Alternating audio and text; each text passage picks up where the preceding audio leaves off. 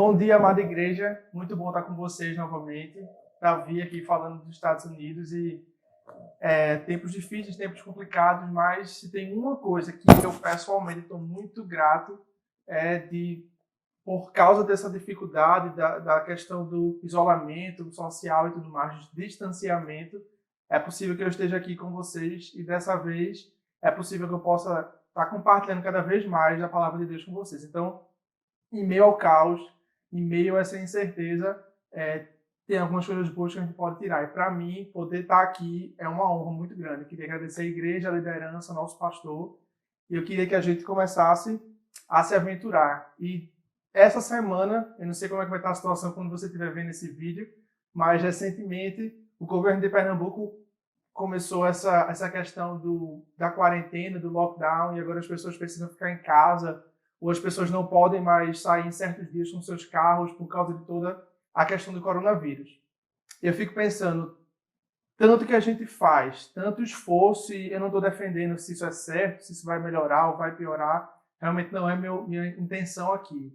A minha questão é, lockdown, está tudo fechado, está tudo piorando aparentemente, e agora menos liberdade em prol de um bem que precisa ser feito.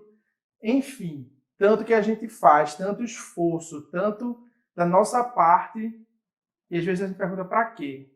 Qual vai ser o final de tudo isso? Ou às vezes a gente se pergunta, será que vai funcionar?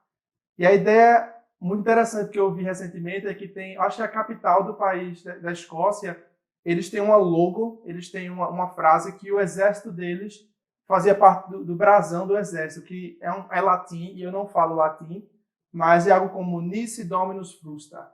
A ideia de sem Deus, frustração. Eu fui pesquisar em relação a isso e eu descobri que é um pequeno resumo, posso assim dizer, do início do Salmo 127, que é o salmo que a gente vai estar discutindo hoje. Mas o que eu queria dizer o exército escocês por muito tempo usou essa logo, essa frase, e eles entendiam que, a despeito de todos os esforços dele, que hoje em dia a gente pode traduzir como as máscaras, o álcool em gel, o ficar em casa, o sair de casa, eles entendiam que, a despeito de tudo que eles podem fazer como exército, sem Deus, há frustração.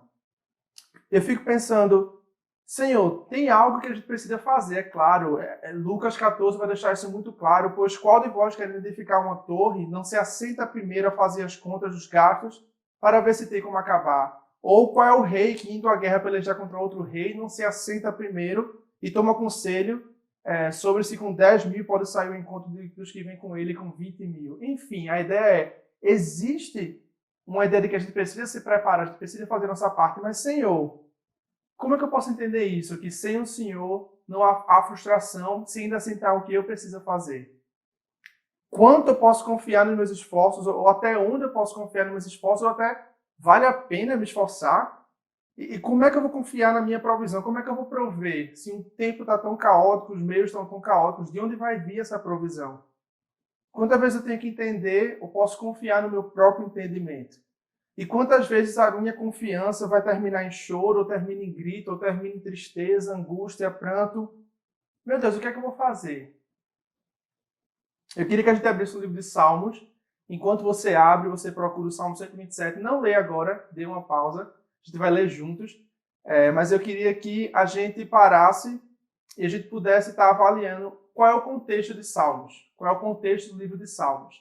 E muito interessante pensar que não foi escrito por uma pessoa só, foi um grupo de pessoas, autores. Tem muitos salmos que a gente nem sabe quem escreveu, mas entre os autores a gente pode dizer que Davi escreveu grande parte, como a gente já sabe, mas também Asaf, alguns descendentes de Corá, Emã, Salomão, Etam, Moisés e alguns salmos que a gente nunca vai saber, a princípio, a não ser que alguma descoberta seja feita. Mas o período que os salmos foram escritos ele é muito abrangente, porque muita gente escreveu em diferentes períodos que foram combinados e entregues como livro de salmos para a gente. Então é muito difícil entender especificamente o que estava acontecendo, a despeito de informações novas que vão surgindo.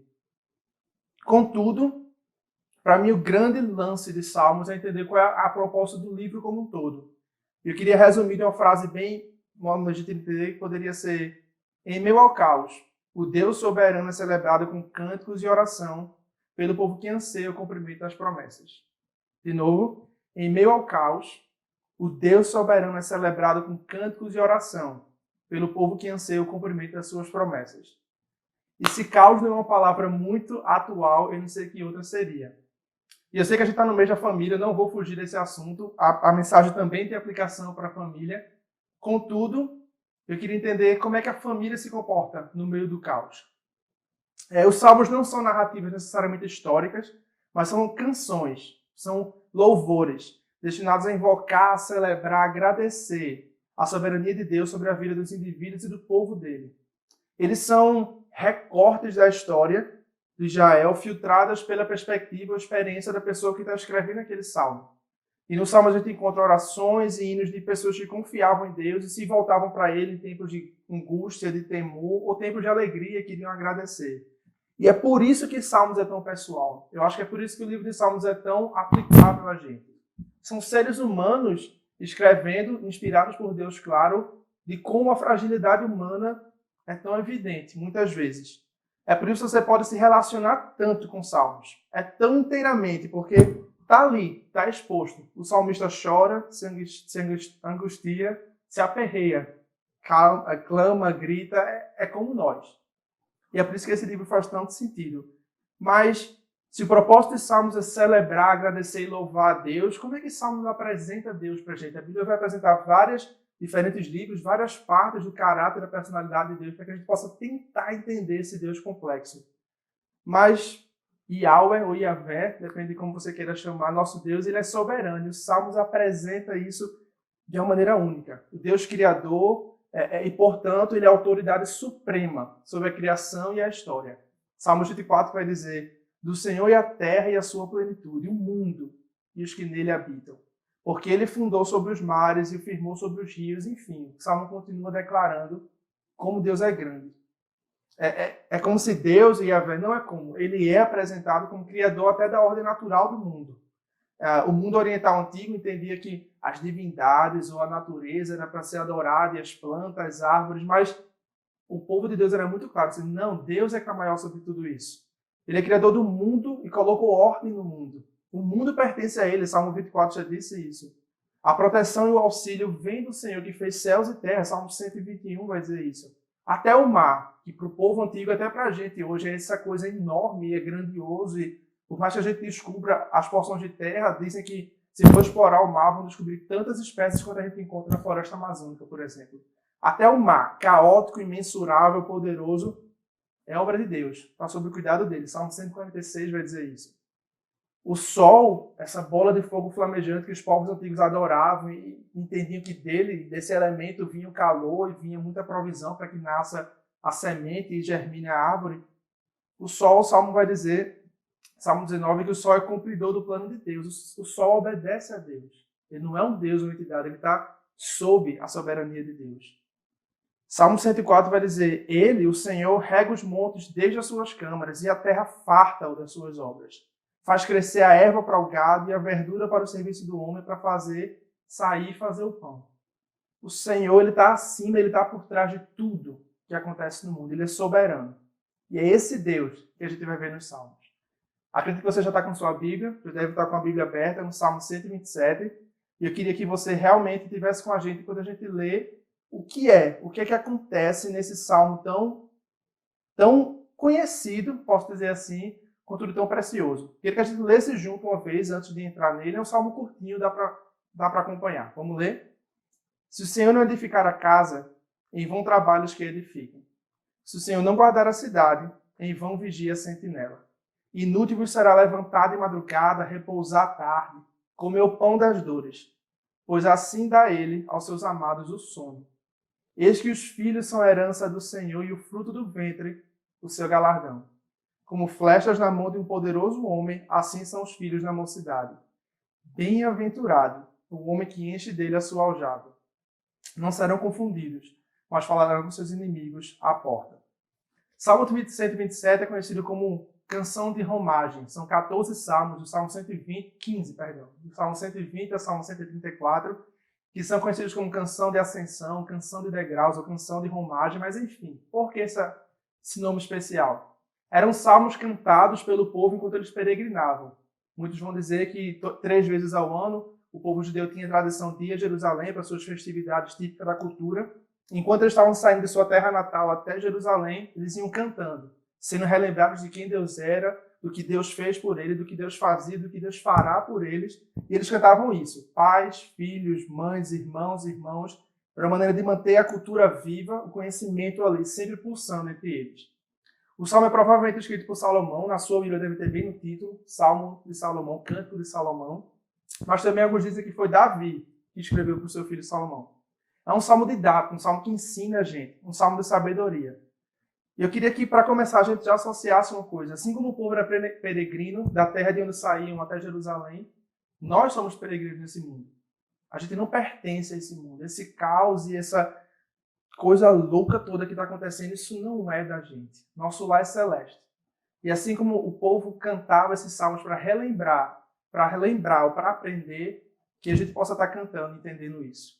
Primeiro versículo: se o Senhor não edificar a casa, em vão trabalham os que edificam. Se o Senhor não guardar a cidade, em vão vigia a sentinela. Aqui duas figuras são apresentadas acerca das comparações que esse salmo vai fazer: a casa e a sentinela, a vigia. A casa, que pode ser uma casa ou a casa, enfim, você pode colocar como quiser, porque dá para entender de várias maneiras. Pode ser até um local de adoração, o próprio templo. Quando pensa que Salomão escreveu esse salmo, ele devia estar falando daquele grande templo de Salomão. Enfim, se o Senhor não edificar, se o Senhor não estiver na construção, toda aquela estrutura, todo aquele esforço, sem a ajuda de Deus, seria em vão. A ideia é universal, seja se tratando de uma iniciativa operária ou se tratando de uma manutenção de uma família, porque casa também pode se tratar de família. A gente se refere a isso hoje, a casa de fulano significa as pessoas daquela família. Sem a presença soberana do Senhor, do universo, não vale a pena, é vazio, não funciona. Em vão trabalhos que edificam. Em vão significa é vazio, é falso, não vale a pena. O esforço que parece robusto, bonito, pensa na construção de um lar, na construção do próprio templo de Salomão, todo aquele esforço sem o Senhor é vazio. A ideia é total dependência de Deus. Pois toda habilidade, o trabalho brutal, o trabalho investido ali, até o material de qualidade, se for usado, sem o Senhor é inútil. Imagina o templo. Imagina que está se referindo ao templo por ser um salmo de Salomão e na grandeza daquele lugar de adoração, mas sem o Senhor é vazio. E eu penso, qual é a utilidade de ter um templo cujo Senhor daquele lugar não pode habitar ali? Não que o Senhor habite no templo feito de madeira ou de ferro, mas ali no lugar onde os santos iam se encontrar com o Senhor. É vazio, perde o significado, não tem mais a utilidade que devia ter. Todo o trabalho poderia ser desfeito por fatores como chuva, tempestade, fogo, enfim, sem o Senhor. Todo o empenho que nós podemos colocar para construir nossas casas, famílias, lares, é em vão, é vazio, é inútil. E duas coisas muito relevantes para mim aparecem nesse salmo. Os trabalhadores estão sim trabalhando. Eles não são relaxados e somente esperam a provisão divina. Não está se tratando de gente que sentou e disse: vou esperar cair um pacote de dinheiro do céu. Não. O verbo trabalhar aqui tem a ver com trabalho braçal, trabalho de gente que está se esforçando. Contudo, se a confiança de quem trabalha está no próprio esforço, essa pessoa já esqueceu que o próprio fato de levantar de manhã, respirar, é dom de Deus. Onde você deposita a sua confiança? Se não for com o Senhor, às vezes a gente começa a construir e nem termina. Ou termina a obra para perceber que não fez sentido, que é vazio, que é inútil. Ou ainda que faça sentido, sem o Senhor não vai trazer alegria, não vai trazer contentamento. É isso que acontece com os esforços sem o Senhor que dá sentido a tudo que fazemos. Não adianta, a despeito da necessidade de que sim, temos que trabalhar. O Salmo não condena o trabalho. Mas ele está dizendo, sem o Senhor, vai ser tudo vazio, inútil, é em vão. Se o Senhor não guardar a cidade, em vão vigia a sentinela. A cidade é algo maior, muros e torres e vigia, trabalhadores, proteção contra inimigos, contudo. Outra vez somos trazidos ao entendimento de que o ser humano é pequeno demais. Sem o Senhor do universo, tudo que nós possamos fazer para proteger, nos proteger, é em vão. Isso precisa nos levar à dependência. Se o Senhor não guardar a cidade, o verbo guardar aqui é a ideia de quem protege, quem preserva, quem assegura os limites, um trabalho divino que cabe ao divino fazer. em vão vigia. E o verbo vigiar é diferente do verbo guardar. Aqui, a vigia é a ideia de que alguém que não dorme. Em vão fica acordado, fica atento e persistente o vigia. Ora, ficar acordado é o mínimo que o vigia pode fazer, porque um vigia que dorme não está protegendo. Contudo, mesmo que esse vigia esteja fazendo, o vigia que a gente está vendo aqui nesse salmo esteja fazendo o trabalho dele, o serviço sem o Senhor não adianta. Ele é que determina, ele é que mexe o coração do rei, como outros versículos vão dizer. A gente pode fazer até planos, mas é o Senhor que vai direcionar. O nosso zelo, nosso esforço, ainda que seja necessário, ainda que temos sim que trabalhar com zelo, assim como aquele vigia, ficar atento e fazer a nossa parte, temos que saber em quem depositar confiança. Eclesiastes 5,19 vai dizer: e a todo homem, a quem Deus deu riquezas e bens, e lhe deu poder para delas comer, tomar sua porção e gozar do seu trabalho, isso é dom de Deus. Sempre vem dele, sempre veio dele, sempre virá dele. A nós cabe depender. Se o Senhor não guardar a cidade, em vão vigia a sentinela. A sentinela pode ser mais esforçado, pode ser o mais diligente no seu trabalho, como deve ser. Contudo, dependente. Não adianta só o zelo, só o amor, só o esforço, só a dedicação, a proteção, a paixão que se tem pelo seu trabalho. A proteção máxima do vigia pela cidade vem do Senhor. Queimada, peste, vírus, bactéria, doença, tudo foge do controle do vigia. Mas tudo, absolutamente tudo, está eternamente debaixo da soberania de quem é o Rei Soberano. 2 perguntas para você. Você tem feito seu trabalho de vigia, proteção do seu lar, com diligência, com amor? Você tem guardado o seu lar da maneira que tem que ser guardada? Contudo, mais do que isso, um pouquinho além, você tem colocado o seu lar na proteção do centro da vontade de Deus? Essa é a pergunta. O próximo versículo vai dizer: inútil vos será levantar de madrugada, repousar tarde, comer do pão de dores, pois ele dá aos seus amados o sono. Não há julgamento acerca de levantar tarde ou de dormir tarde, levantar cedo. Não, a questão não é essa aqui. Inclusive, eu acho que é até um incentivo. A questão é todo o seu trabalho, quanto você pode botar todo o seu esforço. Sem ele, é inútil. Não é o fato de você levantar mais cedo que vai lhe garantir a bênção, o fato de você dormir mais tarde que vai garantir a provisão. Não é isso. Levantar cedo, repousar à tarde em si não são prova de que você vai ganhar a provisão pelo seu trabalho, mas sim a dependência do Senhor, que nos dá inclusive saúde e condições de levantar cedo e dormir tarde. Ele dá o respirar que a gente tem. O trabalhador é esforçado e isso conta muito. Contudo, ele precisa ser dependente. O pão de dores, ou o pão que é fruto do trabalho, inclusive remete a Gênesis 3,17, quando vai dizer que o homem vai comer do suor do seu trabalho. A ideia aqui é esgotar nossas forças com todo o esforço do mundo, toda a dedicação, acordando cedo, indo dormir tarde. Depender disso não garante a provisão. E torna o pão de dor, um pão como resultado de um trabalho que prova que a gente só está tentando viver sem Deus. Pois ele dá aos seus amados enquanto o sono. Alguns argumentos aqui que a ideia é de que Deus lhe dá-nos quando estamos dormindo, relaxando, que não precisamos trabalhar, que ele só vai prover, vai cair um pacote de dinheiro do céu, mas isso não é. Provérbios condena muito a teologia da preguiça. A ideia é que todo esforço extra e exaustivo, como se dependesse de nós para ganhar o pão do que precisamos encontrar, não nos traz sono. As pessoas que vivem para trabalhar, vivem trabalhando, vivem de se levantar cedo porque elas querem ter mais e acumular mais e sempre mais, elas vivem na ansiedade de como se dependesse delas o prover. Isso tira o sono. Mas o Senhor dá ao seu povo que sabe que depende dele o sono. Ele é que faz acontecer. Enquanto eu posso sim levantar cedo e dormir tarde, porque eu preciso plantar a semente na terra, eu posso ir para a cama tranquilo e dormir sabendo que ele faz a semente germinar. Enquanto eu estou aqui, vivendo o descanso que ele quer que eu viva, ele está fazendo o que eu não posso fazer. Enquanto o mundo trabalha, se esforça, se preocupa, e perde o sono, perde a paz, a ponto de não conseguir nem viver ou comer o pão do trabalho, os que dependem do Senhor recebem dele o sono, ao entender que ele é que está provendo para os seus. E aí vem outra parte que diz: eis que os filhos são a herança do Senhor, e o fruto do ventre do seu galardão. Dentro da cultura judaica, A preservação do povo de Deus dependia da procriação e filhos eram sinônimo do favor de Deus.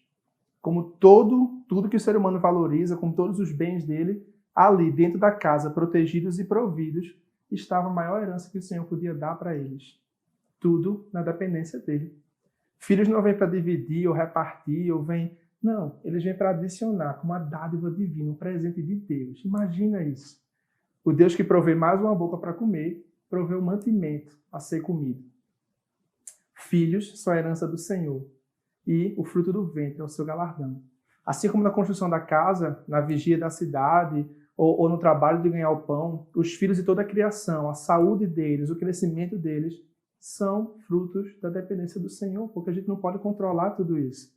Aqui, cabe aos pais olhar para a sua descendência e ser gratos a Deus pela bênção que é tê-los. Entender que todo esforço que pode ser colocado, sim, é importante. Acho que entregar na mão do Senhor, entender que dele vem o crescimento certo. Como flechas na mão de um homem poderoso ou de um guerreiro, assim são os filhos na mocidade. Como flechas, os filhos precisam ser moldados e afiados, precisam de disciplina. Uma flecha não nasce flecha, não aparece flecha. Uma flecha é um trabalho que tem que ser feito de afiar e de cortar e de apontar. Os filhos precisam disso. Ela é como se fosse uma matéria bruta que vai sendo lapidada pelo tempo. É o trabalho dos pais fazer isso. Guiados para acertar o alvo. Se você só soltar uma flecha sem mirar, sem saber para onde está indo, é um desperdício.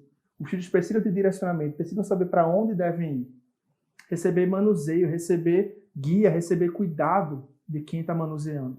Ser mantido seguro e protegido, senão vai estragar. Os filhos precisam da mira de um líder para saber onde atingir seu potencial. Afinal, é uma chance. Assim como uma flecha você atira, foi. Assim também é com a criação. Você tem tanto que você pode fazer. Dentro da cultura judaica, quando os pais ficassem mais velhos, era o papel dos filhos ajudar esses pais, prover para eles. É como se fosse a inversão do ciclo. Depois que os pais não têm mais condições, agora eu vou fazer por vocês. Meu papel é fazer por vocês. Ou seja, os filhos eram como flechas na mão de um guerreiro para ser instrumento de provisão e proteção no futuro. Aos filhos cabe a nós. Filhos, a missão de ser gratos a nossos pais e aqueles que Deus colocou como pais de nossas vidas de maneira prática. Bem-aventurado o homem que enche deles a sua aljava. Não serão confundidos, mas falarão com seus inimigos à porta. Bem-aventurado, abençoado, feliz ou contente é o homem que tem a aljava cheia de filhos. Você pode levar na tradução literal e dizer, olha, é bênção, ter muito filho é bênção. Poder procriar e poder encher a terra da imagem de Deus é ótimo, é muito legal. Eu não tenho filho, mas imagino que seja muito bom. Queria ter irmãos, inclusive. Mas os pais não serão confundidos, os pais com a aljava cheia não serão confundidos, ou seja, não serão frustrados, decepcionados. Eles, na verdade, falaram com seus inimigos à porta. A porta da cidade era o local onde acontecia julgamentos, onde juízes falavam sua sentença, onde tinha alguns negócios, onde tinha problemas eram resolvidos, inclusive se fisicamente. A ideia é ali. Um pai que viesse resolver seu problema ia ter a proteção dos seus filhos, ou os filhos que estivessem ali agindo como juízes iam poder honrar os seus pais e dizer, eu fui tão educado, eu cresci na proteção dos meus pais e no temor do Senhor, agora eu posso servir também dessa maneira. Os pais trariam honra aos seus filhos, inclusive na porta da cidade, que é um local onde tudo ia ser visto, a honra ia ser pública. A ideia é a dependência do Senhor, é a certeza de provisão, proteção, satisfação nas suas promessas. Como é que a gente pode visualizar isso? E eu queria apontar 3 maneiras de a gente poder visualizar. Uma, se a gente considera que Davi escreveu o Salmo para Salomão, instruindo o filho dele, a gente vai ver que tinha um rei, que também não foi o rei Salomão no sentido da sabedoria, mas foi um rei muito grandioso, também importante para o povo. Um pai que entende o peso e o legado de escolhas boas ou ruins em relação ao seu próprio lar e as consequências que isso pode trazer. Davi teve vários problemas com seu filho, sendo Absalão a prova disso. Davi teve problemas com seu próprio reinado, com seu próprio caráter em relação ao seu reino. Davi sabia o custo de andar longe da vontade de Deus e o preço caro que podemos pagar por edificar, construir, empreender, fazer do nosso jeito, sem o Senhor. Como isso era inútil. Imagina um pai que estava falando para o seu filho o seguinte, tu, Salomão, tu é minha herança, tu é flecha da minha aljava, e eu sou tão bem-aventurado, eu sou feliz por isso. Meu filho, ser bem-aventurado tu, fazendo tudo o que tu fizeres na dependência do Senhor. No teu reinado, levanta os melhores construtores, constrói o templo, coloca as vigas, coloca os vigias a vigiar, levanta a cedo se precisar, mas meu filho, dependa do Senhor. Não tire ele da equação em momento algum, porque senão vai ser inútil. Se você considera que Salomão escreveu o Salmo, é tão grandioso quanto. É tão importante, o impacto é tão grande. Salomão, rei sábio, rico, tinha tudo que um homem podia querer. O que mais que a gente pode esperar? Aqui ele deixa muito claro. Se Deus não estiver conosco, todo esforço e trabalho vai ser em vão.